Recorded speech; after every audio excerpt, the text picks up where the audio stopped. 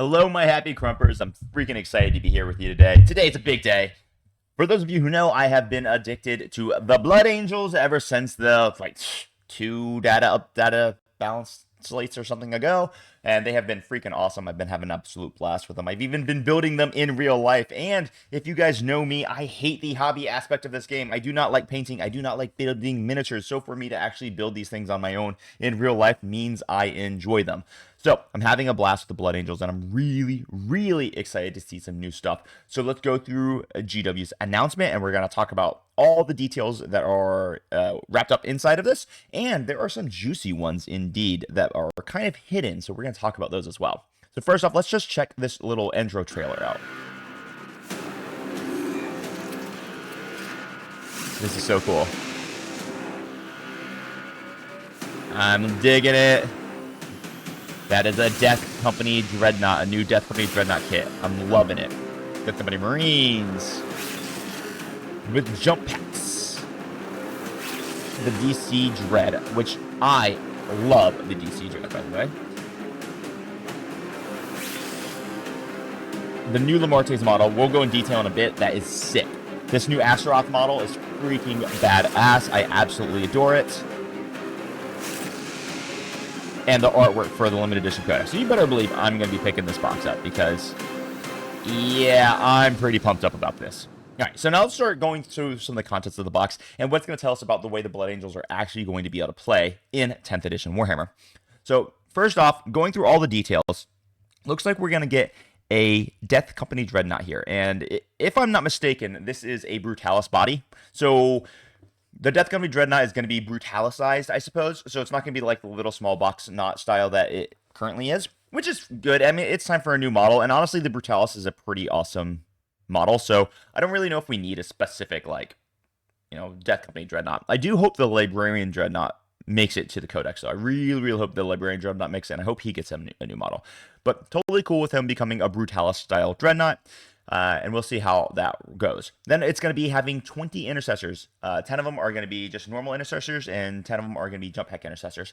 This actually gives me pause because it makes me think that the Death Company Marines, as they currently exist, might not exist in the new Codex supplement Blood Angels.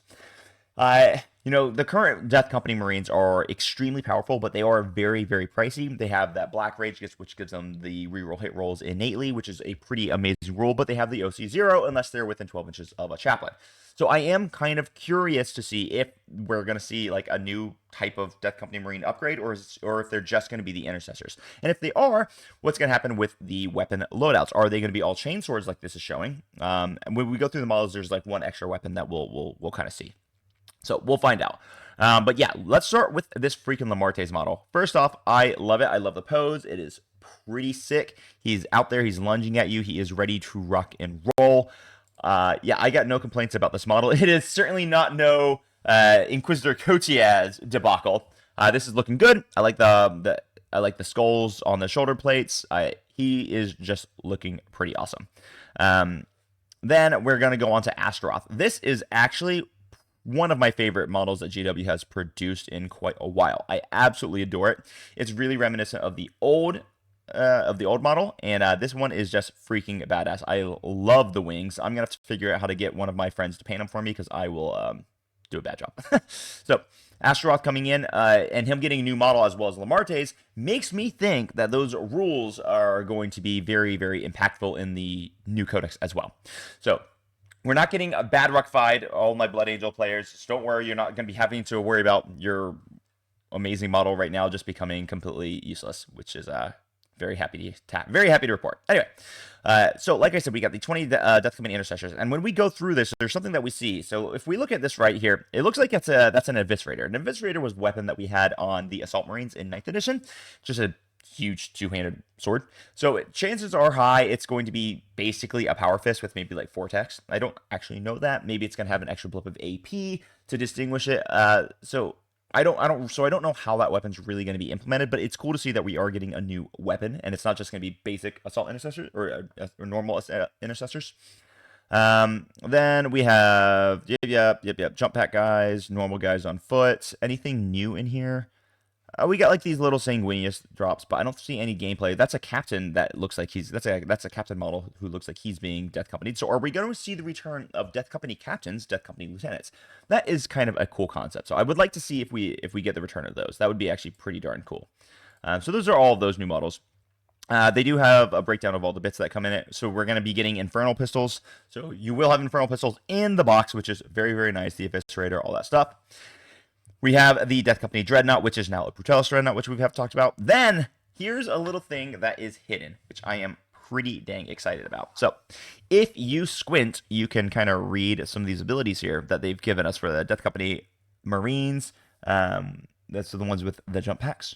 And then you're going to have the Chief Librarian Mephiston and Commander Dante. So, if we look at Dante, honestly, it looks like everything is exactly the same on him. You kind of have to squint to actually make it out. So I blew it up in another picture, but the quality is a little low. I can't tell if the damage on his weapon is the same or if it went up to 3. But regardless, he still gets his Battle Shock aura within 6 inches at the start of every fight phase. He actually now gets +1 to advance and charge, which is pretty cool. So that means if you're running him maybe in like Gladius, then you want to go with the advance and charge on him. That could be a really, really interesting option. And then, if I'm not mistaken, it weirdly kind of looks like it says add 2 to the hit roll on melee units, which maybe that's a typo or maybe it's just blurry and I'm not reading it correctly. But anyway, that's cool. Now, there is one that you can really, really clearly make out on Chief Librarian Mephiston. And I am freaking psyched about this one because Mephiston, he's just too expensive and he doesn't do anything unique for the army right now. But with these new keywords, he does something really, really cool. So it looks like he has a Feel No Pain of 4+, which is really, really good. He has the Fights First keyword, and he has the Lone Up keyword. So giving him a Lone Up keyword makes me think there might be some real use for this guy coming on up, especially considering the fact that he's got that Fights First, and he has a 2-up armor save with a 5 invuln. So that is not an easy Lone Up to actually deal with, which is pretty dang cool. So I actually really, really like the idea of that Chief Librarian Mephiston, which is really fun because then we might actually get to see use of him in the actual codex, which is really sick. Then we're going to get a lot of new rules coming up, so I'm going to cover those because I'm just pumped up about the Blood Angels. I got to be honest. This is just a little quick short one. I'm going to get another video out today, and I'm going to be talking about a really exciting army that I prepped for the WC this weekend, for the WC coming up next week, which I initially thought was a bad army, but it's much better. So if you're a World Eater player, just stay tuned because I'm going to reveal a pretty sick World Eaters army that you're going to want to know about in the next video. So anyway, guys, this was just a quick little update on Blood Angels. I'm super, super pumped up. I did think that they were going to be getting announced in July, and it looks like my sources told me correct. They was announced at the end of July. The Blood Angels are getting their Codex supplement. We have some really, really cool new miniatures in the form of Astaroth and Lamartes, and we're getting some interesting gear loadouts on the JPI and the normal Assault Intercessor, or normal Intercessors. So I like it. I'm here for it. And I just want to give a shout out because GW is really starting to up the production value of these like release trailers. I'm just going to kind of mute that for a second. These trailers are getting really good. Anyway, guys, I'm going to be back with more actual gaming and not just like fanboying with the next video. And we will see you then. Until next time, happy crumping, baby.